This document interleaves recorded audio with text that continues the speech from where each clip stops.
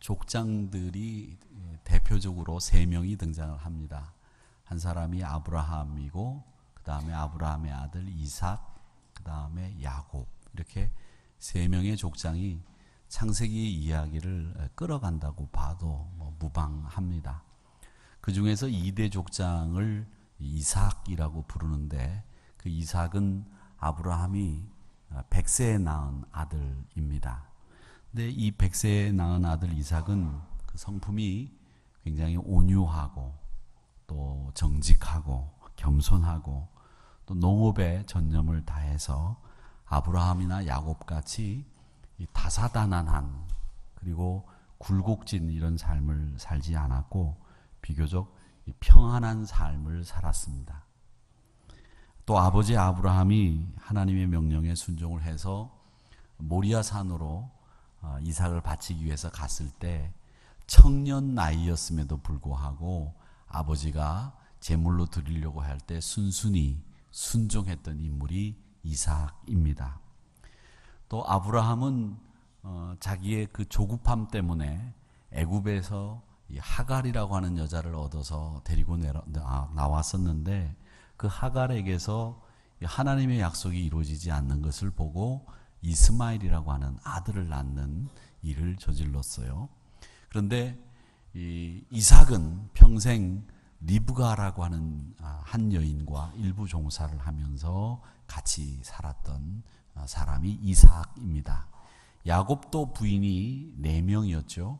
라헬을 좋아했지만 라헬의 언니 레아가 있었고 또 두 여자의 몸종인 빌하와 실바가 서로 아들 낳기 경쟁에 개입을 하면서 4명의 여자가 야곱의 부인으로 성경에 등장을 합니다마는 리브가는 이삭의 아내로 등장을 합니다. 그래서 어떤 분들은 그 시대의 여자를 얻지 못하게 하고 오직 자기만 바라보게 했던 리브가는 보통 여자가 아니다. 그렇게 이야기를 하시는 분들도 있습니다. 아마 여러분들도 리브가 같이 보통 여자가 되기가 쉽지 않을 거다. 그런 생각을 할 정도로 이 리브가는 진짜 보통 여자가 아닙니다. 그런데 이 이삭이 가나안에 기근이 들어서 아브라함이 죽은 후에 그 기근을 피해서 블레셋 지방 그랄이라고 하는 곳으로 이주를 하게 됩니다. 여러분이 보실 때 이 지도는 북쪽이 왼쪽에 있고 남쪽이 오른쪽에 약간 뉘어져 있는 지도입니다. 세켐이 왼쪽 위에 있죠. 세켐이 있고 저 밑에 남방자 위에 브엘세바가 보이실 겁니다. 이 브엘세바가 이스라엘의 최남단입니다. 근데 그 남방자 밑에 보면 그랄이라고 하는 곳이 보일 텐데 그 지역이 보면 여러분 잘 보이시진 않겠지만 에글론, 아슈켈론이라고 하는 지역이 있는데 그 에글론, 아슈켈론이라고 하는 곳이 블레셋 지역의 대표적인 도시입니다. 그리고 그 해안 평화가 있는 그 지역을 중심으로 해서 우리는 요즘 가자 지구라고 불리우는 뉴스에 자주 등장하는 가자 지구라고 하는 곳이고 성경에는 가사라고 등장을 하는 곳입니다.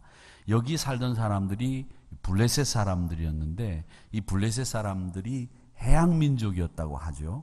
근데 이 해양 민족이었던 이 블레셋 사람들은 바닷가를 주변으로 생활 터전을 잡았고 또 이 사람들이 가나안에 들어올 때에 철기 문화를 먼저 가지고 들어왔기 때문에 청동기 문화에 아직 속해 있었던 유대인들보다는 앞선 문화의 주인공들이었다. 그렇게 얘기들을 합니다. 이 그랄 지방으로 이주를 해서 이제 이삭이 새롭게 삶의 터전을 마련하려고 했습니다. 근데 문제는 뭐였느냐면 이 블레셋 지역으로 가서 터전을 잡았던 이 이삭이 모든 면에 잘 되기 시작을 하는 겁니다. 하는 일마다 잘 되는 거예요. 성공하고. 그래서 결국 이삭이 그 지역에서 거부가 됩니다. 이 거부가 되니까 하는 일마다 성공을 거두고 거부가 되니까 이 블레셋 사람들이 은근히 시기가 나고 화가 났던 겁니다. 이 사람들 마음에 제일 나쁜 감정 중에 하나가 시기 질투라고 하는 마음이 있습니다. 저도 그런 마음들을 형제간에도 느껴본 적이 있는데, 제가 장가 갈 때 은수저를 아버님이 2벌 해주셨는데, 제 남동생이 장가를 갈 때 아버님이 4벌 은수저를 하는 순간에 머리 꼭지가 돕니다. 화가 나고, 왜 나는 2벌밖에 안 해주셨는데 왜 남동생은 4벌 해주셨는가, 뭐 이런 생각이 듭니다. 사람이 마음속에 남이 더 많이 가지고 남이 더 잘 되면 이 시기하고 질투하는 마음들이 내 마음속에 자리를 잡는데, 이 블레셋 사람들이 이삭이 잘 되니까 그 이삭을 향해서 시기하고 질투하는 마음들이 생겨나게 된 겁니다. 그래서 그 안갚음으로 예전에 아버지 아브라함이 파놨던 우물도 메워버리고 이삭을 그 지역에서 쫓아내버리려고 했다는 겁니다. 근데 우물을 메웠다라고 하는 말에 대해서 우리는 그렇게 실감이 나지를 않습니다. 왜냐하면 우리나라는 물이 많고 어디를 파든지 물이 나오는 나라이기 때문에 이 우물이 얼마나 소중한 것인가 이런 걸 잘 몰라요. 그런데 팔레스타인 지역은 물이 없으면 목축도 농사도 안 됩니다. 그러니까 물이라고 하는 이 우물은 자기의 전 재산과도 같은 게 우물입니다. 그러니까 우물을 메우고 우물을 파지 못하게 했다라고 하는 말은 그로 사업을 못하게 하고 장사를 못하게 하고 생계를 막았다라고 할 정도로 굉장히 심각한 문제였다라는 겁니다. 물이라고 하는 것이 얼마나 소중한 것인지 우리가 요즘 이제 물이 귀해져 가는 시대에 살고 있기 때문에 물의 소중함을 자꾸 각성하고 물을 아끼자고 얘기를 합니다마는, 제가 캄보디아 같은 나라에 가보니까 물이 정말 없어요. 그 나라 사람들은 물이 없기 때문에 어떻게 하느냐면 저 키보다 큰 독을 집에 3개, 4개씩 이렇게 갖다 놓고 그 독에다가 빗물이 채워지면 거기서 물을 가라앉혀서 먹기도 하고 씻기도 합니다. 씻는 거는 비 올 때 나가가지고 비 맞으면서 씻고 그냥 맙니다. 그러니까 22살 정도 되면 이가 거의 성한 이가 없어요. 신학생들을 데려다가 저희가 여기서 인턴 전도사로 훈련을 시킨 적이 있었는데, 데리고 왔는데 보니까 이가 앞니만 몇 개 성하고 이가 하나도 없어요. 그래서 치과에 가가지고 이를 치료해 주려고 보니까 이가 빠진 지가 너무 오래돼서 이가 어른 이가 나자마자 빠져가지고 잇몸이 하나도 없어요. 그래서 그 잇몸을 살리기 위해서 그 잇몸을 절개해가지고 인공살을 집어넣고 지살이 될 때까지 기다렸다가 그 다음에 나사를 받고 임플란트를 하려고 했더니 최소 6개월에서 7개월이 걸린다고 해서 결국 해주지 못하고 보냈는데, 제가 얼마 전에 만나보니까 30 초반인데 이가 하나도 없어서 앞에는 틀니를 끼고 음식을 먹어요. 물이 없으니까 양치 같은 거는 엄두도 못 내는 겁니다. 그래서 처음에는 못 모르고 가가지고 캄보디아나 베트남 선교지에 가가지고 선교하러 갈 때 샴푸 가지고 가고 양치하려고 치약 칫솔 가지고 왔는데 다 주지도 못하고 그냥 가지고 왔습니다. 그 사람들은 양치라고 하는 법이 없는 거죠. 그래서 지금은 이제 나아져서 우리들이 우물을 파줬는데, 우물을 팔 때 얼마 정도 드느냐 그렇게 물었더니 한 200에서 300만 원이 우물 판다고 그래요.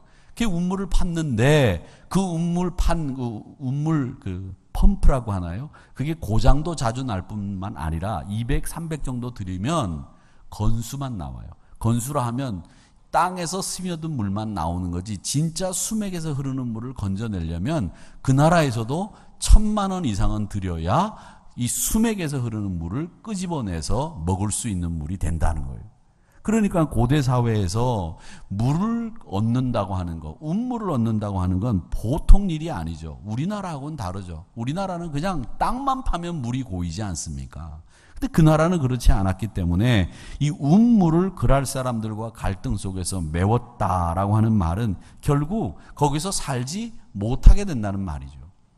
아비멜렉이라고 하는 블레셋 왕이 이삭을 나중에는 추방하고 맙니다. 그래서 더 깊은 골짜기로 이주를 하게 되고 거기서 운물을 팠는데, 그 운물을 파고 난 뒤에도 그랄 목자들이 쫓아와서는 시비를 걸고 자신의 것이라고 주장을 하면서 이삭을 방해했습니다. 그럼에도 불구하고 제가 처음에 말씀드린 것처럼 이삭이라고 하는 사람은 굉장히 온유한 사람이었기 때문에 그 그랄 목자들과 다투지 않고 몇 차례 양보한 끝에 물 문제를, 운물 문제를 해결한다라는 이야기가 오늘 본문의 내용입니다. 이 본문의 내용을 보면 운물에 관련된 해석을 우리가 운물을 중심으로 해석을 하지만 운물을 중심으로 해석을 하는 것도 있고 또 성품을 중심으로 해석을 할 수도 있겠지만은 오늘 저는 여러분들과 이 운물을 중심으로 해서 물을 중심으로 해서 한번 문제를 해결해 보려고 합니다. 이삭은 먼저 이 운물을 파는데 제일 처음 팠던 운물이 에색이라고 하는 운물을 팠고 그 다음엔 신나라고 하는 운물을 팠고 마지막으로 르호봇이라고 하는 운물을 팠다고 하는 사실을 오늘 이 성경 본문에서 알 수가 있습니다. 이제 북쪽이 다시 위쪽으로 올라갔습니다. 저 베델과 아이라고 하는 사이가 있고 모리아산이 보이고 오른쪽 파란색은 사해입니다. 왼쪽이 지중해가 되겠죠. 그리고 그랄, 가사라고 돼 있는데 가자지구라고 지금 불리우는 곳에 그랄 골짜기가 있고 까만색 박스로 에색, 신나, 르호봇 그리고 오른쪽에 부엘세바가 있죠. 이 부엘세바는 이스라엘의 최남단 지역을 부엘세바라고 부릅니다. 이렇게 운물을 세 군데를 돌면서 팠는데 운물 파기가 처음부터 쉽지 않았습니다. 반대가 있었고 또 파는 곳마다 사람들이 몰려와서 해방을 놓고 괴롭혔습니다. 그래서 열심히 근원까지 파내려가서 샘이 터졌던 앞에 운물은 그들에게 양보하고 다시 운물을 파서 르호봇이라고 하는 운물을 얻었다는 이야기가 바로 오늘 본문의 내용입니다. 자, 여러분, 여기서 우리는 한 가지 우리에게 적용을 한번 해보자면 우리도 이삭처럼 우물을 파는 우리의 모습을 발견해야 됩니다. 우리 모두는 자신이 정착하려고 계획한 그곳에 근원이 마르지 않는 샘을 인생의 우물을 파려고 애쓰고 살고 있는 인생이라는 겁니다.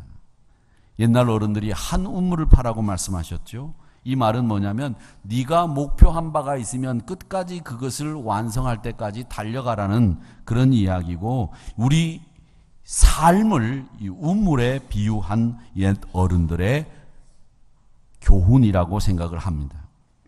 당시에는 물을 얻기 위해서 우물을 팠지만 오늘 우리는 다양한 관심과 흥미와 여러분의 꿈을 얻기 위해서 인생의 우물을 지금 파고 있습니다. 여러분은 지금 어떤 우물을 파고 계십니까? 여러분 나름대로의 우물을 파고 계시는 거죠. 뭔가를 이루려고 우물을 파고 뭔가를 얻으려고 우물을 팝니다. 어떤 분들은 막 이제 우물 팔 것을 준비한 분들이 있는가 하면 어떤 분들은 우물을 파다가 끝내는 절망해서 우물 파기를 중단하신 분들도 있고 또 어떤 분들은 시작하기 전에 겁부터 먹고 엄두를 못 내는 분들도 계시고 어떤 분들은 한꺼번에 여러 우물들을 파려고 하다가 실패한 분들도 계십니다. 또 어떤 분들은 평생 우물 제대로 한번 못 파고 실패만 거듭해서 실망하고 앉아있는 분들도 계십니다. 그런데 과연 우리의 우물은 어떤 우물을 파야 할 것인가? 한번 생각해 보시기를 바랍니다. 이삭이 그랄 골짜기로 옮겨와서 제일 처음 팠던 우물이 뭐였느냐 하면 에색이라고 하는 우물을 팠는데 이 말은 불공평하게 강탈당한다, 억압당한다 이런 뜻을 가지고 있는 말로 이 우물의 이름에서 이 이삭이 얼마나 우물을 파면서 힘들었는지 그 고초와 비애가 담겨져 있는 우물입니다. 그리고 난 뒤에 오늘 이삭이 두 번째 우물을 파는데 그 우물이 신나라고 하는 우물이었는데 신나는 적이 원수가 나쁜 뜻을 품고 기다리고 있다라는 뜻입니다. 하나님의 인도하심 속에 그랄로 내려왔는데 그곳은 자기를 환영해 주는 사람 아무도 없습니다. 이방인 땅입니다. 그랄에 이민을 온 이삭이 그곳에서 우물을 팠다는 말은 이방인 땅이기는 하지만은 하나님께 소망을 두고 하나님께 뿌리를 두고 이제 정착해 보려고 애를 썼다는 뜻인데 그만 두 우물 다 제대로 얻지 못하고 그만 실패하고 말았다는 겁니다. 여러분, 최선을 다해서 우물을 팠고 풍부하고 수질 좋은 샘 근원을 얻었는데 결국 공들여 팠던 그 운물을 이방인들에게 고스란히 빼앗기고 말았고 운물 파는 일에 철저하게 실패했다는 겁니다. 이삭의 두 번째 시도도 더 악의적인 도전과 회방을 받았습니다. 어이없이 뺏기고 말았다는 겁니다. 이렇게 에색도 그랬고 신나라고 하는 운물도 뺏기고 마른 겁니다. 제가 일부 예배 시간에 첫 번째 봤던 운물이 에색이고 두 번째 봤던 운물이 신나인데 첫 번째 봤던 그 운물을 신나라고 하고 두 번째 봤던 운물을 에색이라고 그렇게 이야기를 했어요. 근데 성도님들은 설교를 좀 이쯤 듣다가 보면 이제는 정신을 놓고 계시기 때문에 그 말이 그 말인 줄 아시더라고요. 아주 조금 집중해서 듣는 분들 아니면 그래요. 거의 이제 그 말이 그 말인 줄 아시죠. 제가 설교하면서도 보면 목사가 설교를 하면서 보면 이렇게 롯을 룻이라고 하고 룻을 롯이라고 하기도 하고 또 요한복음 3장 16절을 뭐 창세기 3장 16절이라고 하기도 하고 저도 모르게 그렇게 그냥 나오는 경우들이 있어요. 근데 이 어느 목사님이 설교 도중에 아브라함이 이삭을 낳았는데 거꾸로 설명을 했어요. 이삭이 아브라함을 낳았습니다. 자신이 이제 틀린 걸 알고 정정을 해야 되는데 뭐 정정하기도 못하고 그래서 그냥 설교를 끝내고 내려오셨습니다. 근데 축도를 하려고 이제 이렇게 다시 강대상에 가보니까 강대상에 메모지 하나가 올라왔어요. 근데 거기 메모지는 이제 어느 권사님이 올린 메모지인데 목사님 오늘 설교 도중에 이삭이 아브라함을 낳았다고 하셨는데 앞으로는 틀리지 않도록 하세요. 그렇게 메모를 올려놨어요. 대부분의 성도들은 거의 넋놓고 듣다가 그냥 지나가는데 그 권사님은 아주 꼼꼼하게 들었던 거죠. 그래서 메모지를 써서 목사님에게 올렸습니다. 뭐 필요할 때도 있겠죠. 그리고 난 뒤에 이제 다음 주에 이제 목사님이 설교 시간이 돼서 이번엔 틀리지 말아야지. 그리고 이제 아브라함이 이삭을 낳았다라고 얘기를 하고 뭐 틀리지 않게 안간힘을 쓰면서 설교를 잘 끝냈습니다. 그리고 축도 시간이 돼서 목사님이 축도를 하기 위해서 손을 탁 들었는데 손을 드는 순간에 그 권사님하고 눈이 딱 마주쳤어요. 그 권사님하고 또 눈이 딱 마주치는 순간에 축도문이 생각이 안 나는 거예요. 축도문이 이제는 우리 주 예수 그리스도의 은혜와 아버지 하나님의 사랑과 성부, 성자, 성령의 이름으로 축도를 하는 거죠. 근데 이제는이라고 시작을 했는데 그게 생각이 안 나는 거예요. 그래서 할 수 없이 이게 뭔지 생각이 아무도 안 나서 뭐라고 축도를 하셨냐면 요즘은 우리 주 예수 그리스도의 이렇게 축도를 하고 마쳤어요. 다음 주에 목사님이 설교하시려고 강단에 딱 올라가니까 그 권사님이 예외 없이 또 쪽지를 올렸어요.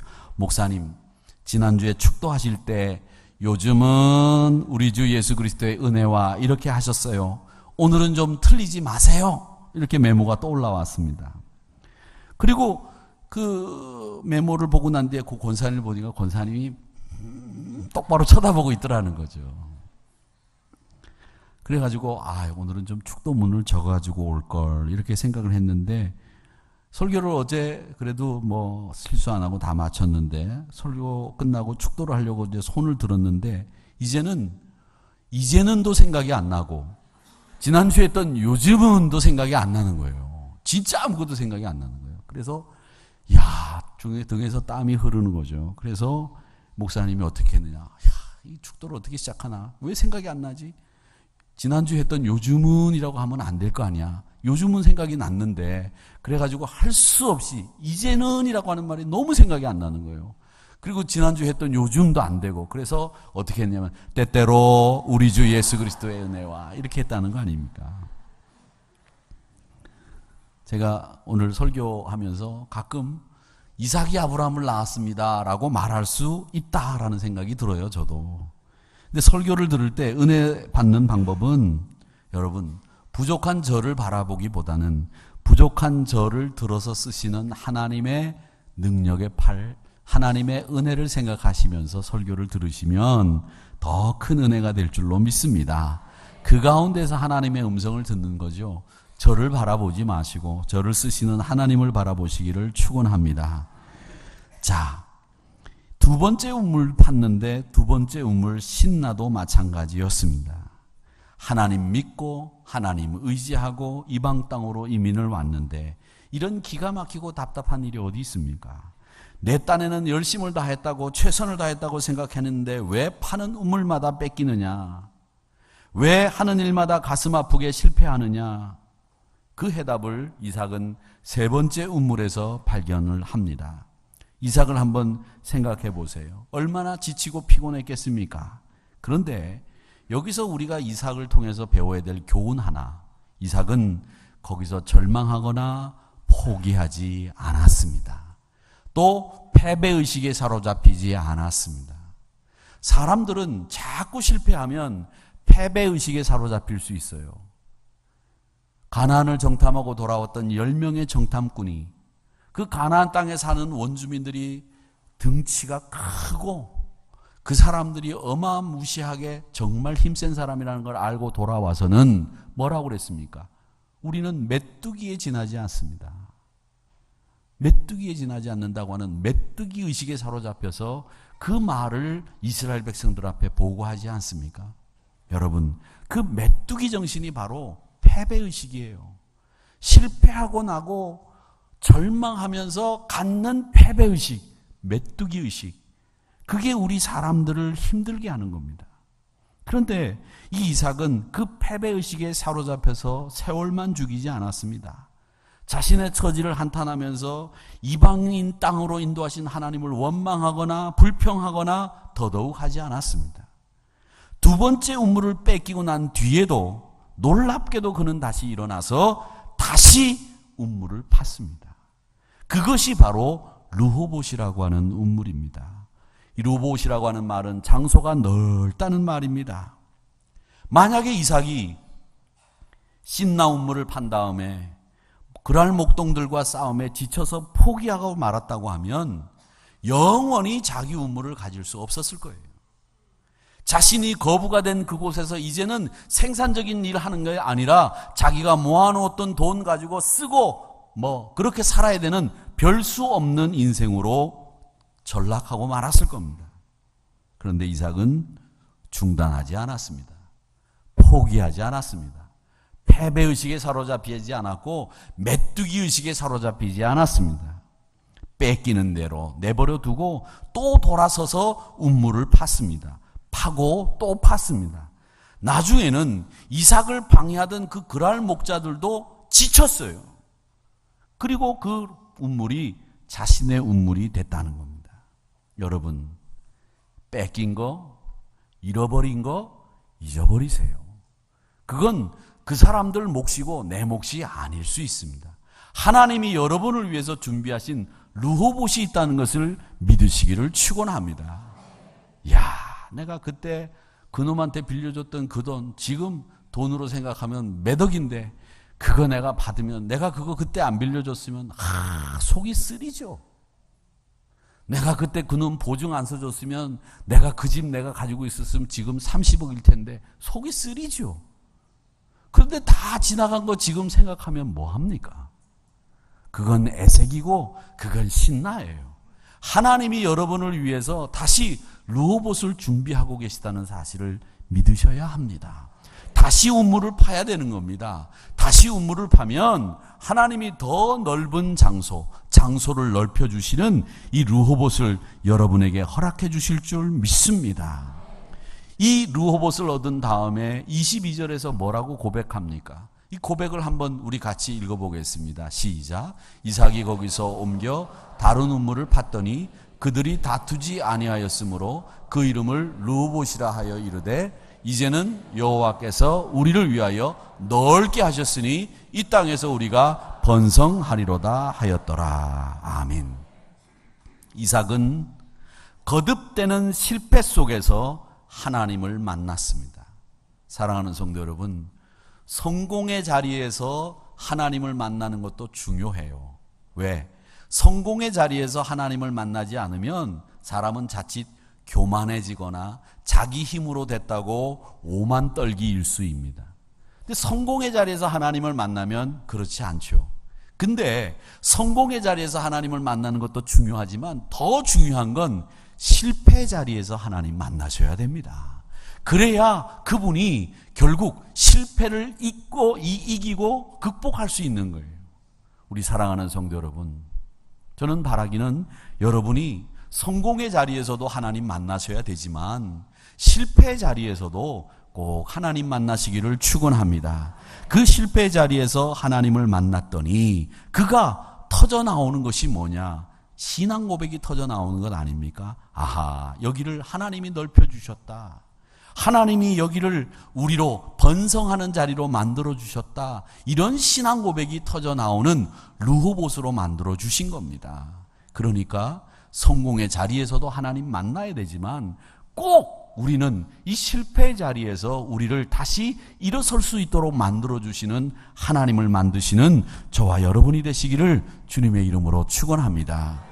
이사야 선지자가 이사야서 43장 18절 19절에서 뭐라고 그랬습니까? 너희는 이전 일을 기억하지 말며 옛날 일을 생각하지 말아라. 보라, 내가 새 일을 행할 터인데 이제는 나타낼 것이다. 내가 광야에 길을 낼 것이고 사막에 강을 만들어 놓을 것이다. 그렇게 말씀하셨습니다. 여러분, 광야에 어떻게 길이 납니까? 풀 한 폭이 물 한 방울 안 나는 사막에 무슨 강이 생길 수 있겠습니까? 그런데 하나님은 하신다는 거예요. 너희들을 위해서 새 일을 행하시는데 광야에 길을 내고 사막에 강을 만들어서 너희로 이제 번성하게 하는 르호봇의 주인공이 되게 하시겠다. 이렇게 약속하시고 있는 겁니다. 그렇기 때문에 여러분, 잃어버린 거 잊으세요. 뺏긴 거 잊으세요. 그거 돌아보지 마세요. 이제는 인적이 없는 그 광야에도 길을 내시고 마른 사막에도 강을 내시는 하나님께서 우리를 향해서 행하실 새 일을 바라보시기를 축원합니다. 그래서 이사야서 54장 2절 4절에서는 뭐라고 말씀하시느냐? 내 장막터를 넓힐 것이며 내 처소의 휘장을 아끼지 말고 널리 펴되 너의 줄을 길게 하여 너의 말뚝을 견고히 할지어다. 그러면 내가 좌우로 퍼지며 내 자손들은 열방을 얻을 것이고 황폐한 성읍들은 사람이 사는 곳이 될 것이고 두려워하지 마라. 내가 수치를 당하지 않을 것이다. 놀라지 마라. 내가 부끄러움을 보지 않을 것이다. 내가 젊었을 때에 수치를 잊어버릴 것이고 과부 때에 치욕을 다시는 기억하는 일이 없을 것이다. 이렇게 말씀해주고 있습니다. 하나님께서 넓혀주실 것을 믿는 만큼 미리 여러분의 천막의 휘장을 넓게 펴시고 줄을 길게 하고 그 말뚝을 견고하게 하면 하나님께서 여러분의 장막터를 넓혀주시고 가득 채워주시는 르호봇이 되도록 만들어주실 줄 믿습니다. 사랑하는 성도 여러분, 지금 여러분은 어떤 눈물을 파고 계십니까? 아니면 지금 중단했거나 지치셨습니까? 이삭을 생각하시기 바랍니다. 에색, 신나 그 고난과 고통이 있었지만 패배의식에 절망에 빠지지 않고 다시 일어나 포기하지 않는 하나님이 넓혀주시는 운물을 얻을 때까지 노력하고 또 팠던 그 이삭의 모습을 여러분 배우시기를 축원합니다. 이삭처럼 열심히 운물을 파는 르호봇의 주인공들 여러분 되시기를 주님의 이름으로 축원합니다. 이사야서 12장 2절과 3절을 읽고 우리 같이 결단의 찬송을 부르도록 하겠습니다. 같이 읽겠습니다. 시작. 보라, 하나님은 나의 구원이시라. 내가 신뢰하고 두려움이 없으리니 주 여호와는 나의 힘이시며 나의 노래시며 나의 구원이심이라. 그러므로 너희가 기쁨으로 구원의 운물에서 물을 기르리로다. 아멘.